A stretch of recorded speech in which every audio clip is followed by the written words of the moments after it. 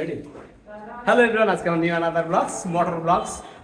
এই যে Suzuki bike দেখছেন, এটা কিন্তু খুবই ভালো গাড়ি, কিন্তু এর একটি দিক থেকে কিন্তু খুবই খারাপ দিক আছে, সেটা হচ্ছে এর হাইড্রোলিক। এটা লং পথে যখন আমরা জার্নি করছিলাম তখন কিন্তু এর টানের পথে যখন ছোট ছোট খাদ গর্ত পড়ছিল, এত ঝাঁকা লাগছিল কি বলবো, যে সব নড়ে যাচ্ছিল, কোনটা নড়ছিল অবশ্যই বুঝতে পারছেন, মাথাও ঘুরে যাচ্ছিল। আর দুইজনে যাচ্ছিলাম গাড়ির 107 এবং 110 স্পিডে, যাতে যাতে ভুক করে সামনে একটি ইজি বাইক আসে, যা কন্ট্রোল করার মতো, কিন্তু এই বাইক কিছু কন্ট্রোল হয়ে নাই।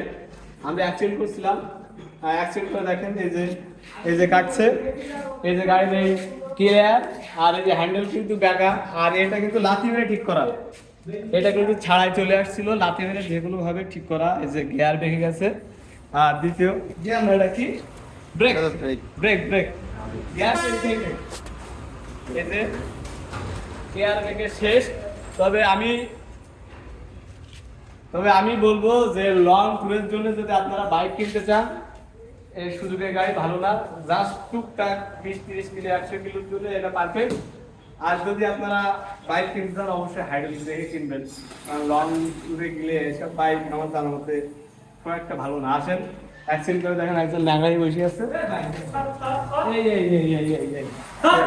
দেখা দেখা দেখা কই হাত দেখা হাত দেখা, পুরো সুস্থ মানুষ। আরে সুস্থ সুস্থ দেখা সব গাড়ি দিয়ে লাইনে